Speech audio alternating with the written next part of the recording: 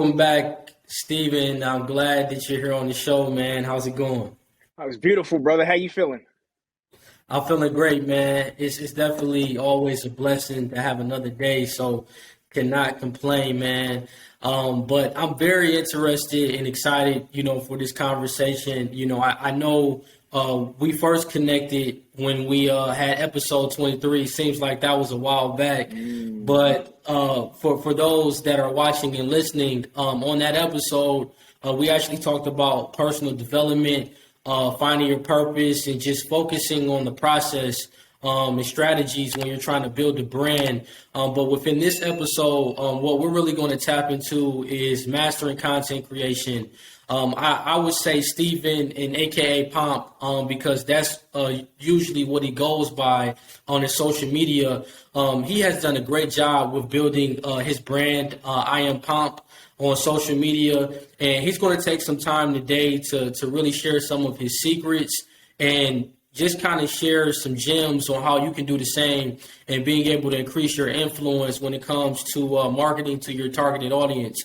So, P.O.P, to get things started off, man, for people listening and learning about you for the first time, can you kind of share your background?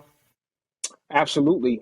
So first and foremost, brother, as always, I appreciate the second invitation. You know what I'm saying? Because when you invite it once, it's a beautiful thing. But when they invite you back, then you did something right the first time. You know what I'm saying? So I just want to thank you very much, man, for the opportunity to share your platform.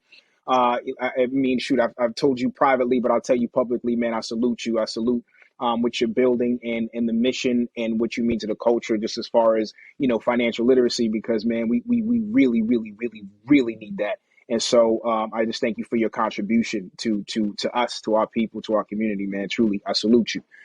So as far as with me, man, I'm a content mindset coach. As you stated, I go by the name on Instagram. I'm IAM_P.O.P. POP is what I go by. The acronym stands for passionately on purpose, because I believe in everything that I put my hands to. I live passionately on purpose. That's just what I do. So as far as my background, really, shoot, I don't even know where to necessarily begin. Content has kind of been something that kind of came naturally. A lot of people don't know this. I have a visual arts degree. You know what I mean? I've been drawing since I was probably like 8 or 9 years old. You know what I'm saying? That's always been something that still to this day, when I get the time, I'm still into the arts. So just kind of creativity, things along those lines has always been a part of my journey.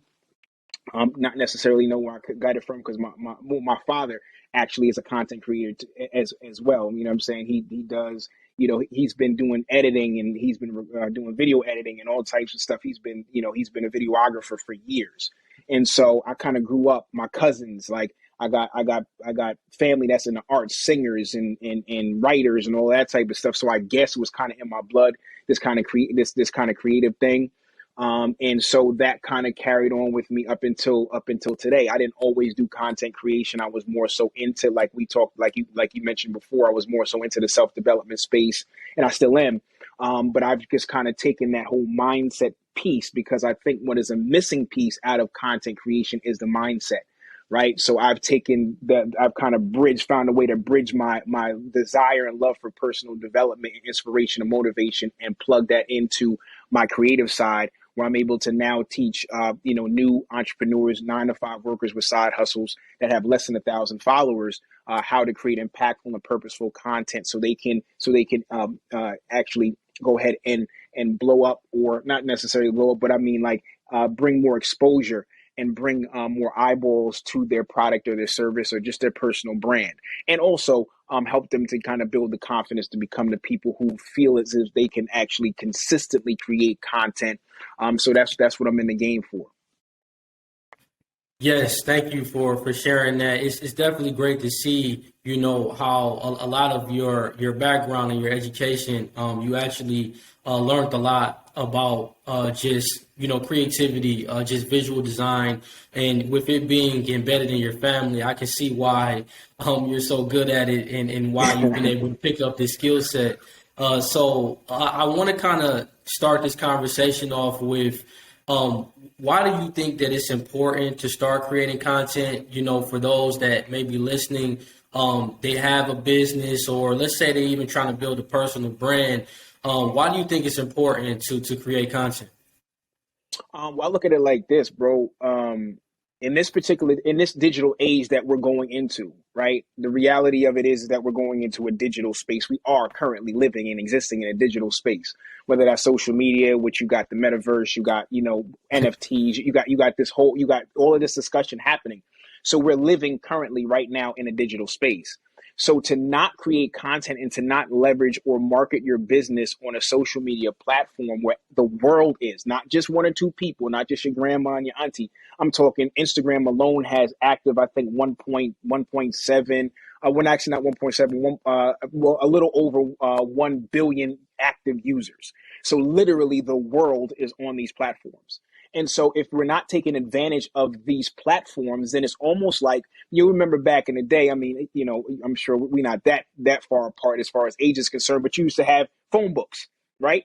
And then when you had a phone book, if you had a business, you would put it in a phone book, right? And you would know that you were balling because when you go to the back of the phone book and you had all of the businesses, like if you had a full page or a half a page advertisement, full color, your business was making money.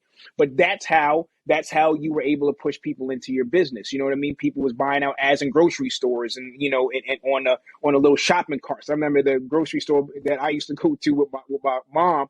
They used to have advertisements on a little grocery cart, right? So imagine if you're not utilizing these free platforms on social media to post your business, it's pretty much like you putting your business in a phone book and hoping and praying and wishing that somebody just happens to go to I saw a phone book on the floor next to a bus stop one time. So you hoping and wishing that someone just happens to walk by that bus stop and pick up that phone book and magically flip to the page that has your business on it. So in this particular day and age, if you're not on social media, then unfortunately you don't exist.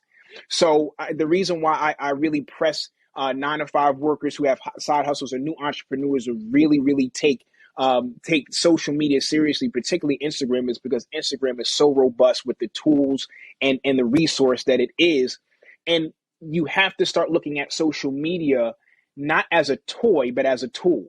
And once that sparks and once that mindset shifts, at least I know for me, then you start to then that opens up your mind to the possibilities of that you could take advantage of using these free platforms. Yeah, I totally agree. Gary Vee talks about, how social media, a lot of these different platforms is underpriced attention. As far as, they're free platforms that are giving us an opportunity to be able to share a message, to be able to talk about a product or service that we're selling. And I think that if you're not taking advantage of that, you're really leaving money out on the table. You never really know, what you could produce or what audience that you can be able to persuade or be able to help influence to be able to learn more about you. So I think you want to be able to utilize the content creation space because like you said, man, everything is moving into a digital world. When we talk about, cryptocurrency, Yep. we talk about NFTs, the metaverse. We're already in the metaverse, Yep. when we're using social media. So, you got to use it as a tool. Don't use it as a toy or as a distraction, but use it to your advantage. So what I wanted to ask you is for someone, before they even start to create content, what are some things you usually talk with clients about, of some questions that they should start asking themselves? Yeah, that's a great question. So the first three things, man, every client that I work with, they have to answer these three things, and these are typically the hardest things for them to answer. The very first question that you have to ask yourself is, who are you talking to? Who are you talking to? You have to be super clear in regards to who it is that you're talking to, right?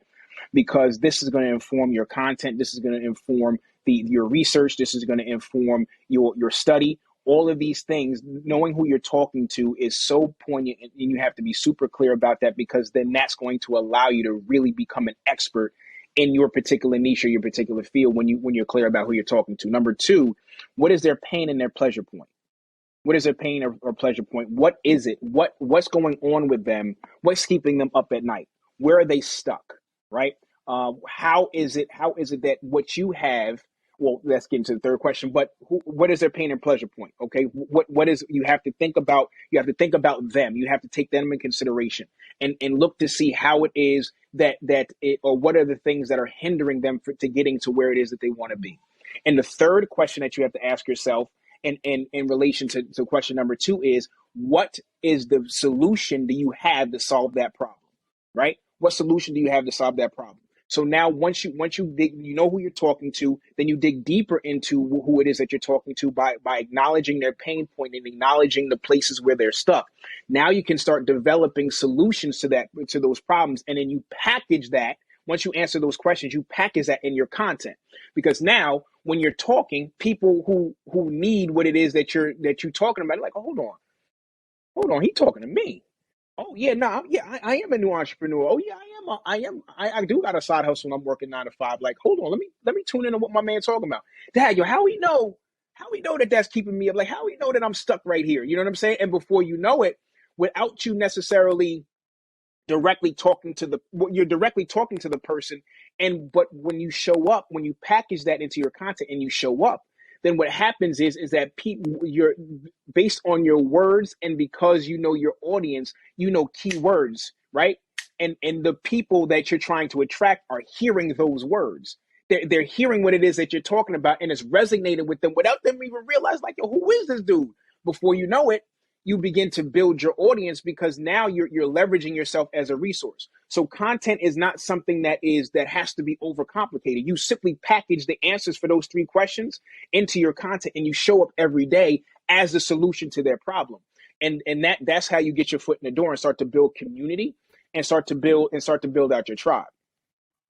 Yeah, I love that. I think that you have to be very specific with your target audience. And I think you've done a great job with that, with your Appreciate brand, that, as far as how you help entrepreneurs and how you're specific on 9 to 5 creators, and how you're helping people that have you're helping people grow their content on Instagram that have under 1,000 followers. And I think that's very specific. And then, like you said, with the pain points, you want to make it relatable. You want to be able to, like, for myself, for example, with financial literacy, I try to structure it as pain points of helping people be able to start investing a portion of their income to save for retirement, or to put a plan together to reduce debt, to get rid of bad debt, little things like that. Pain points that I know that people go through, like myself, making it relatable. And then the solution is pretty much, like you said, trying to tie it all together and saying, what you can offer to the person to help them get rid of that pain point.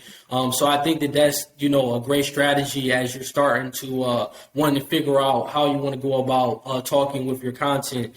So another thing I want to talk about is, I love Gary Vee's content model, where he talks about documenting, creating, and distributing. I feel like me and you, we've done a great job with that. And I wanted you to kind of break down that strategy. You just really like walking through your process, how you utilize that strategy with your brand, and why do you think it's important for content creators out there to really understand how to document, create, and then distribute. Got it. So yeah, Gary Vee that dude is the GOAT, flat out. And I think, but before I delve in super deep, what we also have to understand is what I always want to make sure that I mention is that we got to be careful not to compare, right? So now we gotta keep in mind that Gary Vee got a whole machine behind him. Whole You know what I'm squad. saying? He got a whole Yeah. squad. That dude got graphic designers. That dude has, I think, like 2 or 3 videographers. That dude has editors. Like, he got a whole squad. So his stuff is top notch. It's quality. And he's able to do it. He's able to put it out at such a clip because he has a whole squad behind him. Okay. So first and foremost, we just want to make sure that we understand that. But the principle of what he does is absolutely applicable to whether you're starting or you're seasoned in creating content. So the first thing that I want to just make sure that we understand is that content is everything. Content is everywhere, right? Our lives every single day, from the time that we wake up to the time that we go to sleep, is content, right? Why? throughout your course of your day, you're learning something, you're bumping into something, you're having a conversation, you read something that you're inspired by, you come across something that resonates with you, right? Now, imagine if you took your phone and you went on Reels or whatever have you, and you recorded, or you went on Canva or something along those lines, and you typed up something, a quote that you came across, or you got on a video and you talked about that thing that inspired you. That's content, right? You didn't have to set up. You didn't have, that wasn't preempted and preempted or whatever the word is. Like, that wasn't something that premeditated. That wasn't something that you necessarily thought that you were going to do. Like, you didn't have to set up the camera and have the lighting and we're going to do it like this. No. Document your life, right? Because what that allows you to do is, once you start to look at things like, for instance, what really got traction and really got me growing on my Instagram before I really got heavy into content creation and really niche down, I was getting on and I was doing videos, and I was using experiences that I was having with my children and I was extracting adult lessons out of experiences that I had with my children, and I was getting on my camera and I was talking about what the experience was and what the takeaway was. And that landed with a lot of people, and a lot of people was like, yo, I love the way that you're able to take experience that you have with your kids and actually land a point that adults need to hear. You know what I'm saying? So that's how I started. But that was just me documenting my life. That was me just being present in the moments of my life and say, yo, this is, let me talk about this, right? Let me write this down. I heard, I was listening to something on the radio, and brother said X, Y, Z, sister said X, Y, Z. You know what? I'm going to go ahead. I'm going to go to one of these platforms, and I'm going to make a quote post for Instagram. Of course, you give credit where credit is due, but this is all content, right? So this idea that it has to be lights, camera, action in order for us to create content is false. Because once you start saying, yo, my life is content, then you start looking for these moments, and you're present in your own life. And when you start to encounter these different moments, you're like, yo, I'm gonna post about that. Yo, I'm gonna go on live and I'm gonna talk about this, right? So now that takes all of the guesswork out, or that takes that overwhelm of, yo, what I'm gonna post, what am I gonna say, right? It takes all of that out of it. And now you have pure organic content that's going to resonate with your audience, right? So now you got your documentation and your creation that's hand in hand, and then you're able to go ahead and make that play and run that joint. So in my personal process, that's how I started. I started just simply saying, yo, I'm tired of, like, I got the cameras and I got the lights. It took me a minute to do that, but I was like, yo,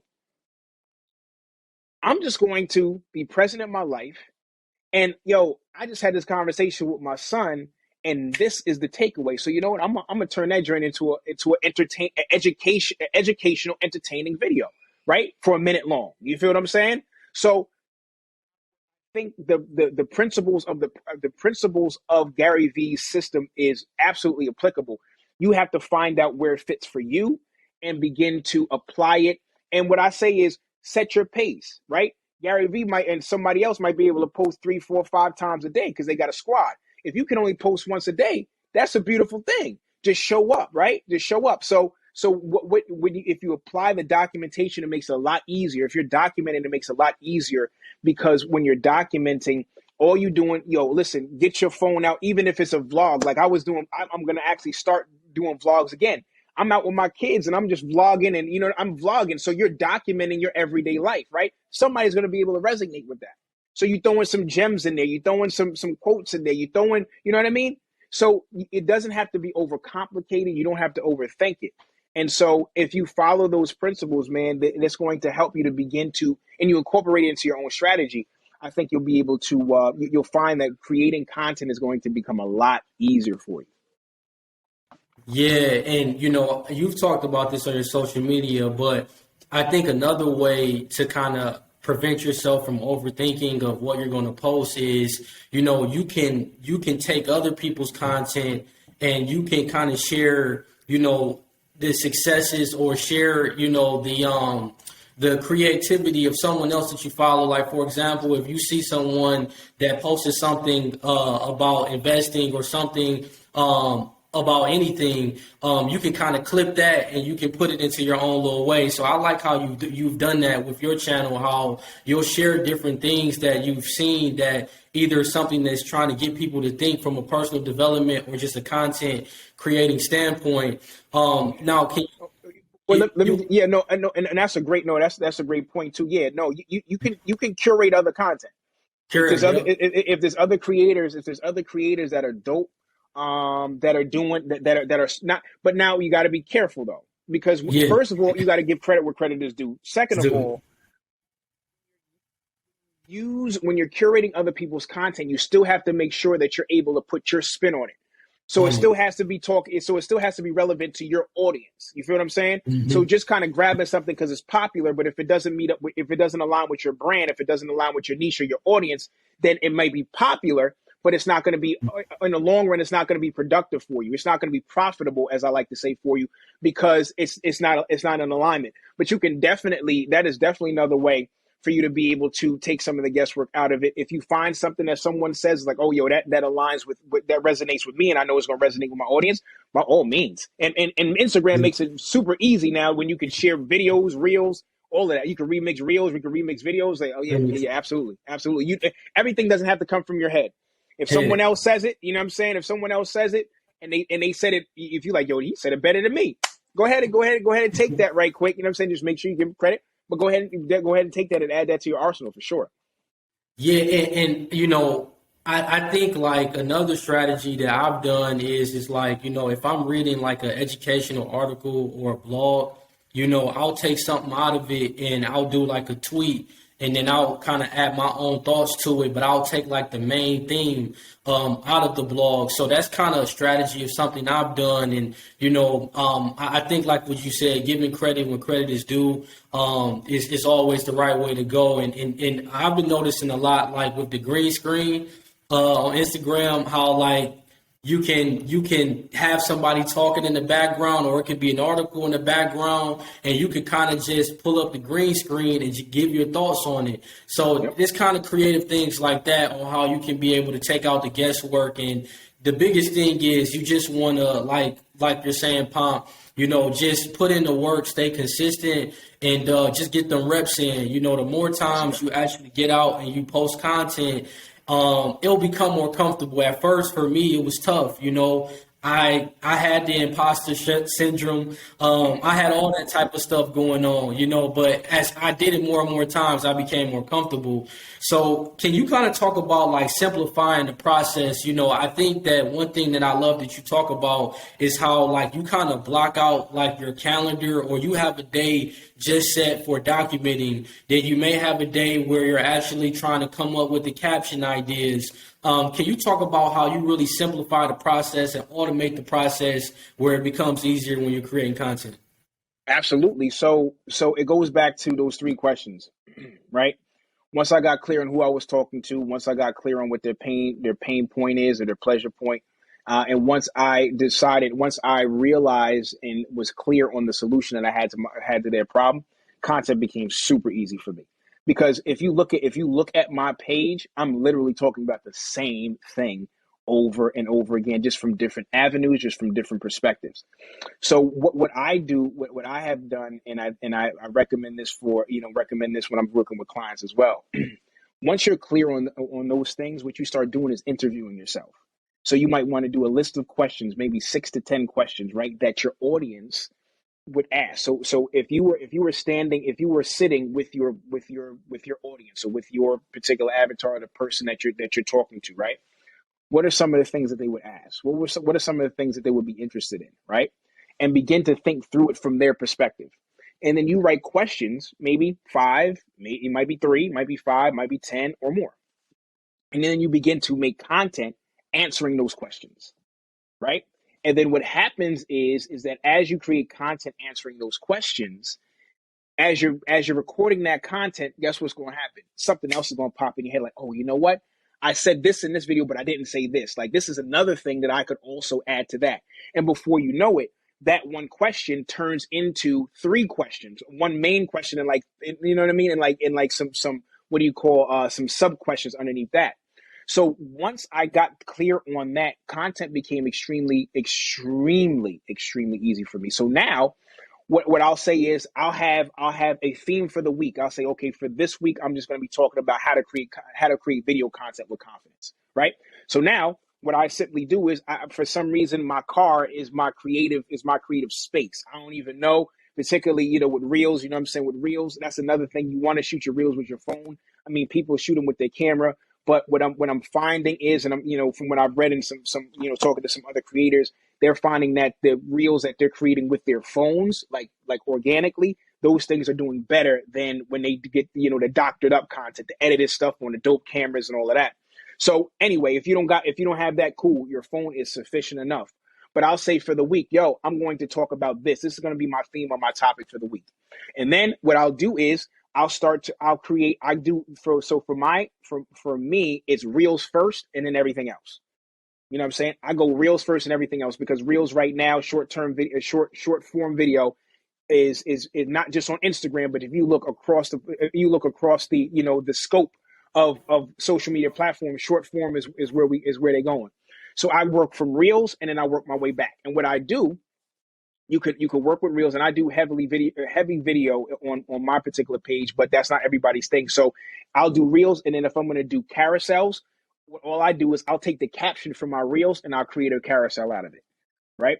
So this way I'm killing two birds with one stone. Or I'll if I don't do the entire caption, then whatever my topic is for the week, all right, I say I'm going to break it up into 4 parts. I'm going to have 4 different reels. I'm going to teach you how to use the mirror to get familiar with talking to yourself. I'm going to teach you how to look past the camera. All these little tips and hacks that I have, and then I'll just simply create a carousel based on those particular tips. So if you have 4 reels and I can create 4 carousels out of that, that's 8 pieces of content.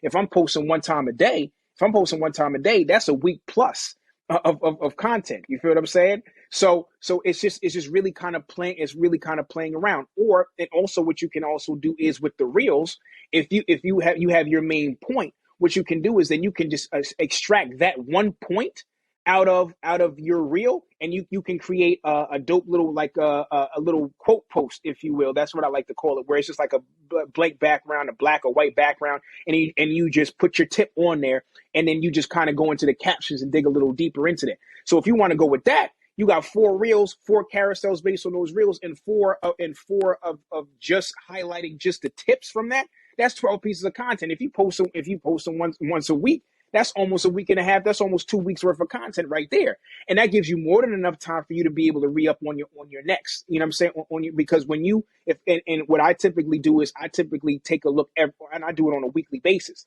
So if I get 8 pieces of content or 12 pieces of content for this week, then I'm already ahead of the game. You feel what I'm saying? So that's kind of how I do it. Now, me personally, I do post on Instagram manually. I did used to automate it, where I use this program called Later. You could also use Facebook Studio, Facebook Creator Studio, excuse me, and you could use that too if you wanted to go ahead and even Canva at this particular point in time allows you to schedule your posts, so you can schedule them out however you want, and they will automatically, and they sync with Instagram, and Instagram allows you to be able to have them post automatically.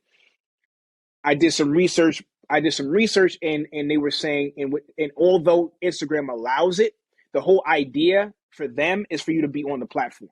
So although they allow these third parties to go ahead and post automatically, what some creators are saying is that they're finding that when they do it organically, when they're actually on the app and they post themselves, they're seeing better numbers. I don't know. But if depending on what it is, if you have the time to post manually, go ahead and do it. If you want to automate, you can use something like Later, later.com. You can use Later. You can use Facebook Creator Studio. You can even use Canva. All of these platforms are connected or are compatible with Instagram, and you can pre-schedule your content if you need to automate it that way. That's definitely another way that you can go.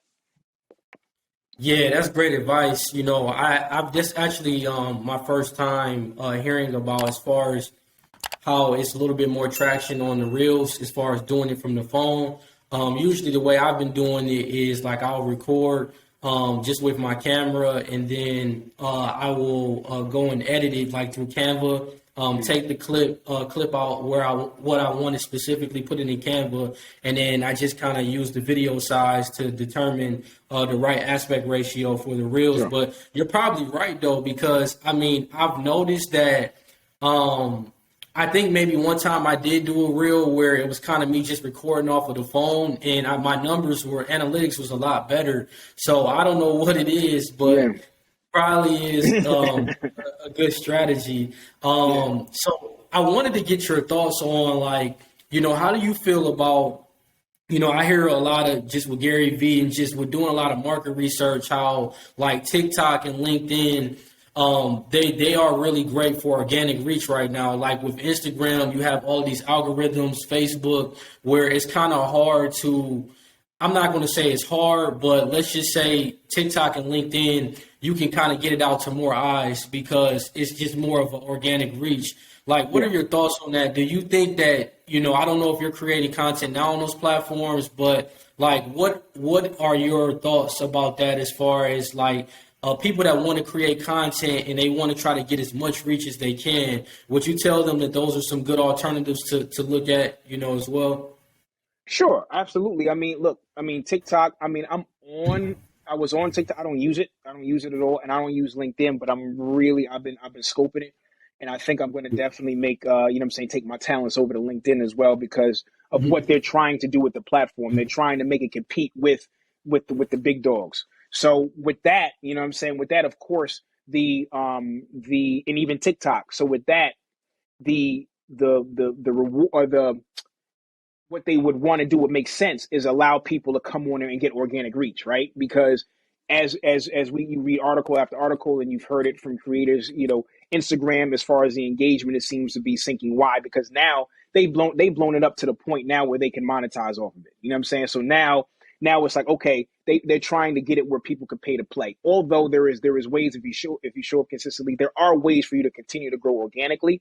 But if you're just starting out, it may seem as if it's difficult. You know what I mean? And you have to you got to play with it. You got to see what works. And that's another importance about those three questions that we talked about before, finding your niche and all of that. Because once you've done that, then you're targeting that content, right? So now remember, your content is not going to be for everybody. You know what I mean? It's going to be for a specific group of people, and those are the people that you want to attract. But to go to your question, definitely, you could definitely use these other platforms if you're looking to grow. However, you still have to do your research on researching those platforms and what hits. You know what I'm saying? You're still going to have to show up. You're still going to have to create the content, right? Regardless of it all. I always caution people. Oh, you can go ahead. What I also caution people to understand is that Instagram used to be like that too before they got to where they are. So it's only a matter of time, once they got enough attention, once they get enough revenue, once they kind of reach their goal, that they're going to start that more than likely they're going to flip the switch on you too. You know what I'm saying? And now they're going to want you to pay. They're going to want you to go out and pay ads to get this reach, to get to buy out marketing share, to put money into the machine, basically. You know what I'm saying? So that's something, that's always something that you want to keep in mind. But definitely a proponent of striking while the iron's hot. If you can get over to TikTok and you can grow much quicker than you're doing on Instagram, and then push that audience over to Instagram, if that's where you want to go, or whatever platform that's just going to be your hub, by all means. If you want to do the same thing for LinkedIn, or if TikTok is going to be your spot and you want to push people from Instagram to TikTok, that might be a little bit harder. But if you want to take advantage of that organic reach, absolutely, positively take advantage of it. I always caution people to be careful, because I've tried to do like when it was Snapchat. I tried to do Snapchat. I tried to do Instagram. I was doing Facebook. I was trying to do YouTube. Like, you know what I mean? And I got burned out.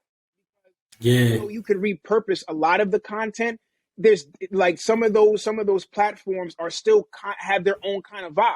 So you still have to create content that's native for that particular platform. So now that one piece of content that you may be able to use on this platform, now you got to revamp it. You got to either re-record it, or you got to, like, there's something you got to tweak on it in order for it to fit, in order for it to not only fit this platform, but for it to actually produce results.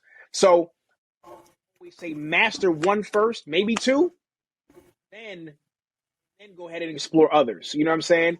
Don't. If you're gonna do TikTok, if you know what I mean. If you're gonna do LinkedIn.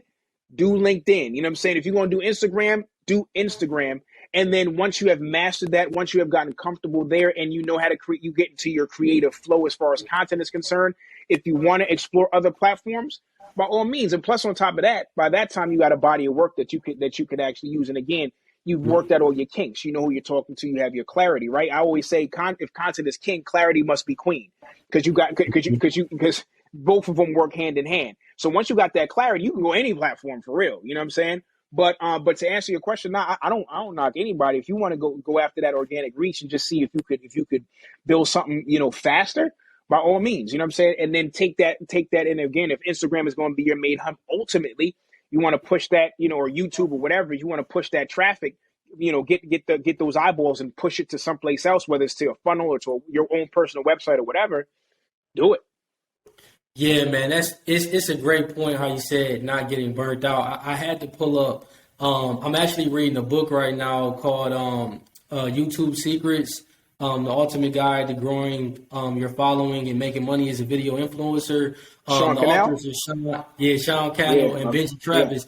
And what yeah. they highlight in the whole thing is that you want to be specific. You want to try to master, one social media platform and then go to another, because they were trying to say that every platform, they have their own nuances, or they have, you don't want to really necessarily post the same thing on every platform. And that's one thing I'm learning now too, is like a video you put on Instagram is going to look different on TikTok, or a video you put on TikTok is going to look different in LinkedIn. And I've now been just getting adjusted to it to try to change it, slightly and have some differences. But you're right though. It's definitely it's a challenge, because you can get burnt out. So, what I will say is that, make sure that you have developed a good book of content where you can take various different clips and you can play around with different things to say, okay, this video, I'm going to just create something for this platform and another for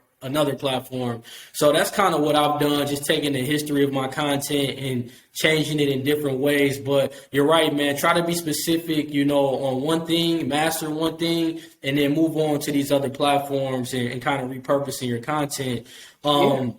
I mean, you have, and if you're really focused, and if you're really in love with your audience, right, and you're trying to build an audience, like, that's kind of cheating them out. You know what I mean? Because I mean, if you're trying to get new people and you posting the same thing on every platform, then what's the point? What's the point of me following you on TikTok or LinkedIn? Like, it's the same stuff that I can find on Instagram. It's the same. You know what I'm saying? So it's really, it's so yeah. But no, you're right on. Shout out to Sean and those guys. Yeah. He was incredible. He was incredible. Man, they're great. They definitely was a great book. So what are some great graphic design apps? I think that's another challenge as people start to create content. I mean, we kind of talked about like Canva, Ladder, but are there any video editing softwares you've used that work to your advantage, or even ways of where you can create different overlays or titles for the short form of content? Like, what have you done? What are some great apps that you've used that have really helped with you creating your content? So I am I am a Canva junkie. I go to Canva for everything, bro. But you got PicMonkey. You have what is it? Lucid Press, I believe it's called. There's a couple of different platforms that you could use. Canva is just the one for me. But I use that because I mean it has everything. It's a one-stop shop, bro. If you want a template for your stories, it's there. You need a template for Reels. And even though it doesn't have necessarily a template for Reels, it has a template for TikTok videos, which is equivalent was equivalent as far as aspect ratio for Reels on Instagram. So I mean, they got that. Then they got they got Instagram posts. I mean, you name it, bro. You could do your YouTube thumbnails. I mean, I do my thumbnails. I do my thumbnails for my Instagram posts, for my Reels and stuff like that. When I do get a chance, when I have the time now to do it, everything. Like it's just a one-stop shopping. Like we talked about before, man. Like what I do is I help my clients create simple strategies. and you want to simplify your workflow as much as you possibly can. You know what I mean? That's the name of the game. Simplifying, and that's where mindset comes into this whole play, because it's content creation, building your personal brand, building your business. It's a mind game first. It's mental first, right? And your actions and what you produce is all a byproduct of what you have already set up mentally, what you already in your mind or have created and have crafted where it is that you want to go. Then everything follows that. So if you can simplify your workflow, then that allows you to get the most bang for your buck, because now you're thinking through your process and you like, okay, I'm going to do this one time. And I got this thing called a milk method strategy.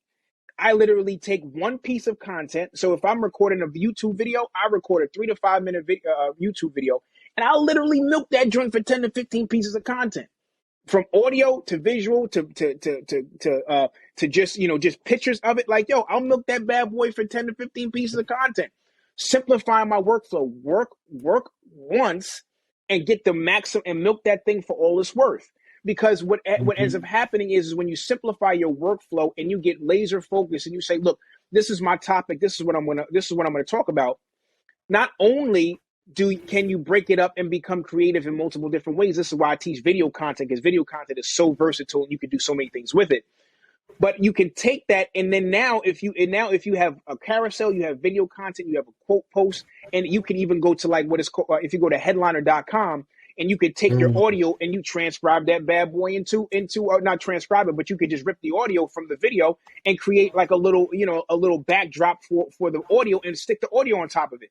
So now not only are you visually appealing and versatile in the way that you're displaying your content creatively, visually, but also it is ingraining, and what my coach says, indoctrinating your audience with the same message, just in different mediums, right? So you're killing two birds with one stone, because you are serving your audience and you're giving it to them something that is appealing to them visually, but you're also indoctrinating and ingraining your message in the solution that you have to their problem, all at the same time. So simplify your process. You definitely have to simplify it, man. That's such a great point. I think Headliner, I've used that a lot with just being able to transcribe my podcast. If I'm doing a podcast, I'll take an audio clip and I'll throw that boy on Canva. I'll add some visuals in the background and I'll put it on, Instagram. And Headliner is really nice because they'll actually let you take the background. You can take the background that you want to use from Canva. You put it on there, and then you just add they call it an audiogram. Audio wave, yep. And literally you put it right on there. And like you said, it's giving people content in different mediums. And, I would say some other ones that I've used, I actually got this from Nikki and Moose, their podcast with ET and them. She said about CapCut. I've been using CapCut, and it's solid. It's solid. It's similar to Canva, but it's got some real nice titles on there. You can actually put subtitles on there for free. So that was a hack, because I was trying to find a platform that would allow me to do it. And a lot of these platforms, they'll charge you for subtitles.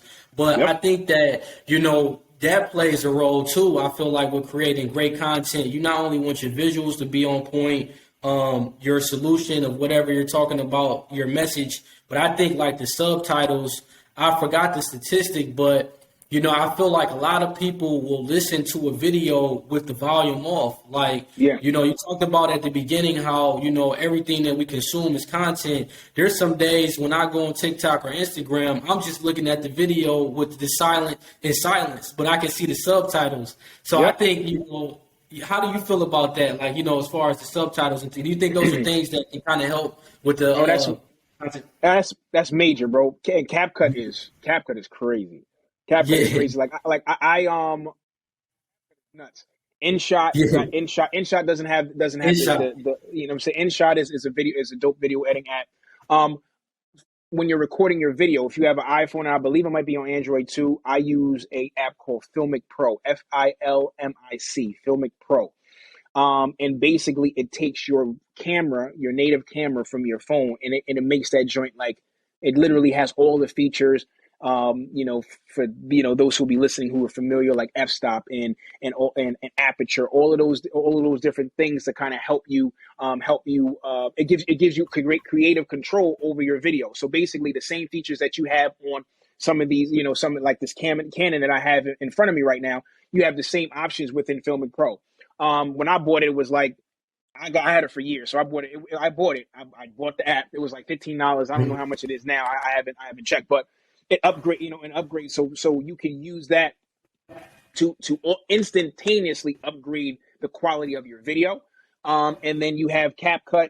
Definitely you have InShot as well, and they have Video Leap. They have a bunch. They have a bunch of different apps that allow you to do some really, really, really dope things. Personally, I do all my editing. If it's I'm starting to use CapCut now on my phone, but I also I'm a Mac user. I use Final Cut Pro when I'm producing my YouTube stuff.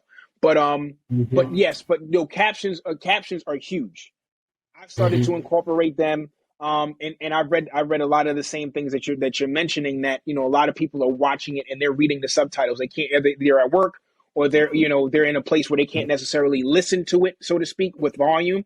So captions are a game changer. I've seen that when I'm doing. I've seen personally when I'm doing. I've seen a definite increase in my numbers and engagement when I've done captions. So that's something that I've definitely, particularly with my reels, like all my reels at this point, pretty much I'm putting the captions unless I forget. But for the most part, I'm putting them captions on there because I'm like, yo, let's go ahead and ride this wave. You know what I'm saying? But and then again, it allows you to really it really allows you to engage with your audience, right? And it really allows them to experience you in so many different ways, right? So I think it's dope. I think it's dope, and it's definitely something too. And plus, you have people that might be tuning in that's literally hearing impaired. You know what I'm saying? They can't. They literally can't hear it. You know what I'm saying? So us being able to, as creators, having that option, man, is truly I think it's a blessing, man.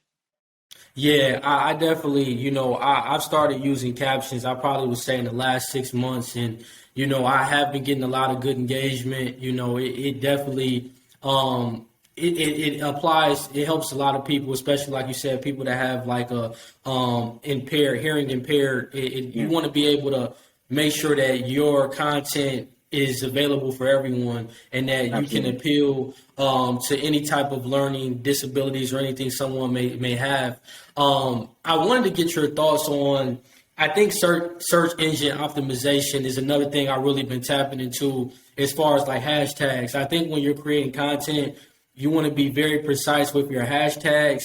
I wanted to get from your opinion, is there a certain amount of hashtags that a person, whether it's 6 hashtags or I've seen like 15, is there a particular number, and how can someone gauge what's the right hashtag? I think that's a challenge, like figuring out, you don't want to get the spam, dropping in your comments. But like, how are you strategic when it comes to hashtags with your posts? So I only use 4 to 6. Based upon what last with my man, what's my man's name? Mansuri, my man from Instagram. Based upon, I lock into him, I tune into him just to kind of see what, Instagram is doing. So I use 4 to 6, and I've been able to kind of escape the spammers. To be 100% honest with you, I mean, I'm hearing a lot of different schools of thoughts. I've done my research on the hashtags and things along those lines. If you're going to use them, it is very important that you're specific to your post, very specific to your niche. Make sure that you're locking in and being very specific with that, because if not, the algorithm is going to play with you. You know what I mean? Because I don't know how they do it, but they, it's the type of thing where they like, nah, your content ain't about that. You just, you know what I'm saying? You just, you know what I mean? You just grasping at straws right now. You know what I mean? You're trying to get some clickbait or whatever have you. But hashtags aren't as they're not as influential as they once were. I'll say that. Back in the day, they was like, you got 30, use all 30. And I remember, I was using 30 hashtags, man, 25 to 30 hashtags, man. It would take me more just as much time to type out them hashtags than it did for me to type out my doggone caption and create the actual video. So I lock it into 4 to 6. What you don't want to do, because you run the risk of potentially being flagged as shadow banned or spammed. Yeah. You don't want to use the same hashtags over and over. You want to use a variation of them. So what I do is this. Just pretty much I use a lot of, I just kind of mix them up, mix the order them. You don't want to use the same hashtags in the same order every single post, because you can mess around and if they think it's spam, or they mess around and shadow ban you or whatever like that, you won't even know it. They don't even tell you. Just like, yo, what's going on? Yeah, how come I only got like 2 likes? You know what I'm saying? Like, you know what I mean? But so you want to be strategic about that. What you can do is you can create a list of hashtags that you circulate. You know what I mean? And every so often you can take this one from group 3 and plug it with group 1. You know what I mean? To kind of keep things flowing nicely. What I've done also is I'll check out my analytics, right? And then if this particular post did well with these particular hashtags, then what I'll do is I'll use, if I'm going to create a piece of content that's very similar to that piece of content that did well, I'll use those hashtags again just to see if they hit again. Consistency is you showing up consistently is ultimately going to be the deciding factor, right? Hashtags enhance it. You know what I'm saying? It's almost like, you know what I mean? Like when I met my wife, I was like, yo, I was like, the reason why I decided to lock in on you because you was beautiful with no makeup on. You know what I'm saying? Like straight up, like you were just straight beautiful, natural beauty. The makeup enhances your beauty. You know what I'm saying? Enhances, your already beautiful features, but you don't need it. You feel what I'm saying? And so I look at the same thing with hashtags. Hashtags for me at this point, it's the makeup of my content. You know what I'm saying? It's the makeup to kind of give me some additional exposure. But to be honest, I'm not seeing tremendous growth from hashtags itself, but I'm seeing consistent growth on my page. So that just shows me that me showing up, and I'm posting now on average 2 to 3 times a day, with very pointed and very impactful and purposeful content that's speaking directly to my niche, and I'm seeing my growth in that regard. So I mean, does hashtags play a part? Maybe. You know what I'm saying? Am I going to not use them? No, I'm going to use them. But back in the day, I was pulling my hair out to try to come up with 30 hashtags. I ain't doing that no more, man. I 4 to 6, and then that's pretty much about it.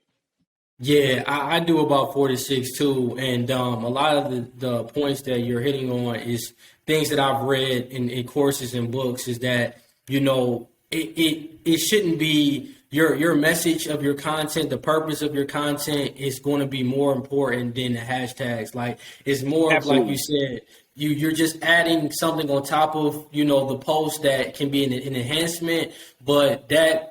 Doing the 15 to 30, I really haven't seen much success with that. Usually when it's smaller, the less, I feel like less is more. That whole mantra of less is more, I feel like that's really the case when it comes to hashtags. I think focus on the message and your target audience and what you're trying to portray in your videos. That's going to go way further than, just trying to focus on that. Absolutely. I got this. I follow this brother by the name of Stephen Meller. I think it's Mellor, Stephen Meller. And I was actually just kind of on his page. I think it was yesterday. And he was talking about how only 5. I think he said like the top 5 of your hashtags actually rank. You know what I'm saying? Mm-hmm. So people are putting, you know what I'm saying, but only the first 5 may actually rank. You know what I'm saying? So it's like, so I was like, all right, well, bump it. I'm gonna use 4 to 6. Because that gives me right into that sweet spot. If they only go and rank 5, and all I got is 5, then let's rock with it. So yeah. So I mean, but don't pull your hair out. Don't pull your hair out. Again, that the hashtags that you do use, if you use 4 to 6, if you want to do 15, if you want to do 30, if you just want to test it, by all means. But every single hashtag that you use must be specific to your content and must be specific to your niche if they're going to be effective at all. Yes, that's spot on. So I wanted to get your thoughts on like creating video content with confidence. I think a Yeah. lot of people struggle with shyness. They may not feel comfortable being on camera. I kind of talked about at the beginning how, when I first started, I had the imposter syndrome, and we've talked about this, before. But like, what are some strategies to kind of overcome not being shy or just being the portray that confidence when you're on camera delivering content? That's beautiful, man. No, that's a great question. Well, first and foremost, it's extremely important if you're shy, even if you're an introvert, so to speak, to have video content in your tool belt. Is very, very, very important. Very important, crucially important. All of these platforms, if you look at the scope, if you look at the landscape of social media, everything is moving towards video. You do have people like shout out to my brother Marty. You do have people who do really well with just carousels, things along those lines. And you have some people that have done some really creative things with graphics that they don't necessarily utilize video that much. But I'm even finding with people who have been successful with just kind of graphics and pictures and carousels, I'm even seeing them pop up on camera a lot more now. You know what I'm saying? Doing lives, doing reels, and things along those lines. It's just the way of the landscape. It's just the way to think. It's just the way the current is flowing. So the reason why I teach my clients how to create video content with confidence is because, if nothing else, to at least have that in your tool belt, I think is extremely important to your content, but also to your growth strategy. Video as a part of your growth strategy will do wonders for you. So, quick story: I was invited to preach for a youth day at a church. First day I ever preached. First time I was ever preaching. Like, I had, spoken in small circles and things along those lines. I've spoke publicly before, but I've never spoken in front of a church. I've never spoken in front of, the church was a nice size. You know what I mean? I was like, man, I've never done anything like this before. So I'm at dinner. We happened to be at dinner. We're with my family, and one of our family friends were there, and he happened to be a pastor. So Pastor Dawson, so I'm sitting on the other side of the table of him, and I said, Pastor, I said, man, I was invited to speak at this church, man, and I'm nervous. Like, I've never done anything like this before. Like, I have spoken in public before, but nothing to this magnitude, man. Like, what can you share with me that can help me? And he's a prolific preacher. I mean, like, amazing. And I was like, what can you share with me to help me get over this fear? You know what I mean? So he calls me over to his side of the table, right? So I walk around the table and I come sit down next to him, and he like leans in, and I'm like, "What you leaning in for?" Like, you know what I'm saying? Like, yo, like, what's going on here? And like, is this top secret? Like, is this kind of like one of those things? If I tell you, then I got to kill you, type of thing. So he leans in, says, "Practice in the mirror," and he whispers it to me, "Practice in the mirror." Said, practice in the mirror. Like, I mean, I didn't say it out loud, but in my mind, I'm like, practice it. Like, yo, I'm scared to death. What do you mean, practice in the mirror? But what was so profound about that is I actually did it. I was like, well, okay, well, let me try it. And that right there had unlocked another dimension for me, because here's what practice in the mirror, and here's one of my hacks off the top. I always let my clients know. Practice in the mirror, because this is what happens. Oftentimes, because you don't see you communicate, when you see yourself in front of the camera, it's awkward. When you look in front of the camera, it's awkward. Like, I've heard so many people say to me, "Oh man, I just don't like the way I look in front of the camera. Like, I look weird. Like, I don't like the way," you know what I'm saying? But when you practice in the mirror, not only does that get you comfortable with communicating to you, but also it allows you to see your body language. Because what I tell my clients as well, whether you're in front of an audience or you're in front of a camera, your body language is still going to translate, and people are going to resonate with you based upon that body language, and not just what you're saying, but the way you're delivering the message, right? So when you're practicing in the mirror, you can look at your body language. And I tell my clients, look, if you're boring yourself, if you falling asleep, if you don't want to, if you're not engaged with what you're saying to you, then you know that there's some things that you need to adjust in your delivery to make it more appealing and make it more attractive. You feel what I'm saying? So practicing in the mirror allows you to not only get comfortable communicating while you're looking at you, but also it gives you a very good understanding of how you're communicating to others. So when other people are seeing you, you know how they're seeing you. You have a really good idea You feel what I'm saying? And so I say the very first thing is practice in the mirror.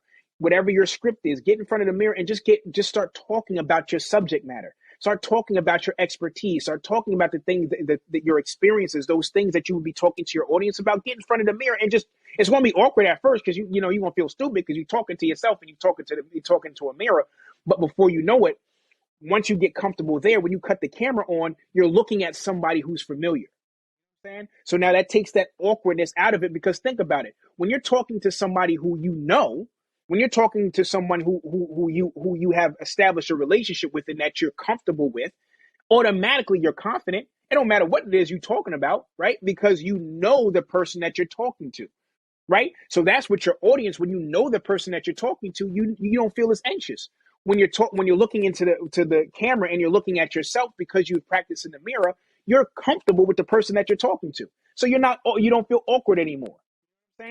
So that is one of the tips that's my go-to. Also, I tell people to look past the camera. So you got an auntie, you got a cousin, you got a friend, somebody that you could sit down and talk to forever and a day. And you could talk about any topic. Even if you know the topic, you don't know the topic, you could just flow with them, right? Because you're confident when you're around them. You don't have any reservation when you're around them, right? You trust them, right? So you could kind of talk to them freely. So what I tell my clients to do is look past the camera. So even if you can have that person physically in the room with you while you're actually recording, cool.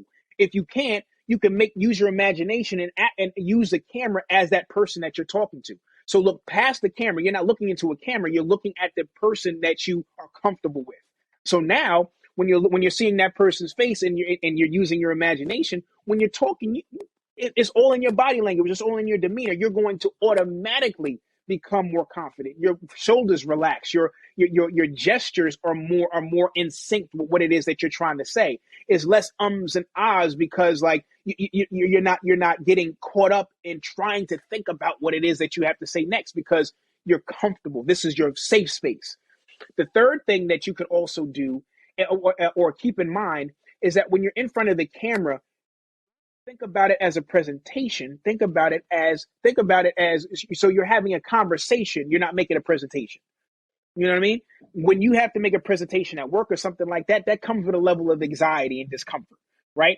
Because you want to nail it so bad that you're like, oh, you know what I mean? You're shaking when you think about you have to, and even in school, like you have to make a presentation. There is a certain level of nerves and anxiety that comes along with that. But when you're having a conversation, it's not really the same. It's not the same vibe. When you're having a conversation, it's a much different type of set of circumstances, right? Even if you have to talk about a difficult or a more complex topic, right? When you're having a conversation, your mind is, I'm trying to communicate as clearly as possible in a succinct way, right? So you're trying to you're getting your point across, but it's not coming across as rigid. It's not coming across as uptight. It's coming across real smooth, right? It's coming across in essence. So if you're having a conversation you're having a conversation with the camera and not thinking that you have to make a presentation to the camera, that also is going to help you. That's going to help your mindset to be able to make the necessary adjustments and feel more comfortable in front of the camera. Yeah, those are some great, tips. I think like when I think about like practicing in front of the mirror, I just go back to like my college communication courses. They told us that all the time, like when we have presentations, just to get yourself more comfortable with seeing your mannerisms, seeing your body language, because all of that is communication. People can tell your confidence, or if you are confident in your message, by just looking at your body tone. So you want to just be, have the clarity in your message. You want to be confident. And I think that, like you said, that preparation, by getting those practice reps in, by going through your script and getting more comfortable, that's going to help a lot when you actually get in the camera and you have to deliver that message or whatever presentation you have if you're speaking in front of people. So as we're coming to a close, I wanted you to kind of just share some of your resources of the courses that you've created. I know that you've done a lot with just helping people become more confident when it comes to delivering their content, as well as or milk money. I might be saying that wrong. I think it's the milk method. Milk method, yep. Milk method, Yeah, yep. the milk, the milk method with repurposing content. Can you kind of just share what people can look forward to if they do want to reach out and learn more about those programs? What exactly are you teaching the people with those different courses? 100%. So right now actually a free masterclass that I did, a free Instagram live actually, where I broke down everything in regards to creating video content with confidence. So everything, Instagram is my main place. So if you go to link in my bio, all of that stuff will be right there. But I have a free masterclass right now that's available that you can access. I also just came out with I got a 4 training mini I call it a bundle. I call it the content is light work bundle. And in the content is light work bundle, I'm teaching you how to create time to create content. Because particularly if you're 9 to 5 worker with a side hustle, or you're just a new entrepreneur, you're doing everything by yourself. So being able to create time, prioritize time to make content. And I'm teaching you I call it my 4P blueprint that I personally use as a 9 to 5 worker, as a family, as a married man with a father of 3. What I use to build my brand on social media by creating time to create content. I'm also teaching, of course, I have a more in-depth training on how to create video content with confidence. I also am teaching my milk method strategy. And in the bundle, I also have a training where I got a Canva tutorial where I'm teaching you how to create the creative borders for your Instagram videos as well. So in this way, you can make your content pop. So that's the Content is Light Work Bootcamp. Content is Light Work Bundle. I'm just finishing up this cohort, but I just did a free 5-day email course where I'm actually giving you the blueprint that I've used the Content is Light Work blueprint that I've used to grow my Instagram account from like 540 followers, and I think I'm up in the 1300s right now. So how I was able to meet that 1K mark and also exceed it. So it's a 5-day course, and on the last day, I'm giving you an exact strategy that you can take and apply right away. To kickstart your content creation and also your Instagram growth. So that right there, I'm going to be relaunching that in about a week or so. Because it's 5 days. So every 5 days, once another cohort goes through, then I'll relaunch it. So that also will be available. And last but not least, I'm thinking probably we're in March, so probably mid-April, I'm going to be launching the Content is Light Work Bootcamp. Now, this bootcamp is going to be super special because I'm actually going to be working. I'm going to be sending out time to work with more clients one-on-one. So for 6 weeks, it's going to be a 6-week program. And by the time you finish the program, you're going to be clear on who it is that you're going to have all your messaging. You're going to know who it is that you're talking to. You're going to know what content that you need to be creating. You're going to know how to create attractive content, engaging content. Like I'm taking you through the whole gamut.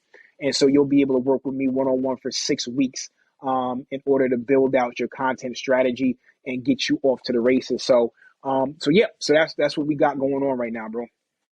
Yeah, definitely everyone tap in. I think that Pomp, he's very intellectual when it comes to this space. He definitely can get you from A to B to where you want to go when it comes to creating content, especially in an impactful and a purposeful way. I'll put all of his information in the show notes so you all can be able to go to his websites and you can be able to connect with him and learn more. And how can people connect with you, Pomp, on social media? What are the outlets they can go to follow you? So Instagram for everything. So you can go to Instagram. You click the link on my bio. I am in all of these things that I mentioned are in the link in my bio. But on Instagram, I'm IAM_P.O.P. That's IAM_P.O.P. So yeah, definitely connect with me, lock in, and DM me. And let me know that Kev, that insightful principles sent you. And I'll by all means, I just want to just salute you and just thank you so much for tapping into the show. So DM me, let me know that Kev sent you, and you cool with him, you cool with me. Of course. Well, everyone, thank you for listening and watching on the YouTube. Definitely like, subscribe, and share. And if you're listening on the podcast, continue to rate, leave a review, and share with your family and friends. Once again, Pomp, I enjoyed this conversation so much. I think it's going to be beneficial for a lot of people, and I really enjoyed your time, man. Listen, brother, the pleasure was all mine. I truly appreciate you. Of course. Well, thank you, everyone, for tuning into another episode, and take care.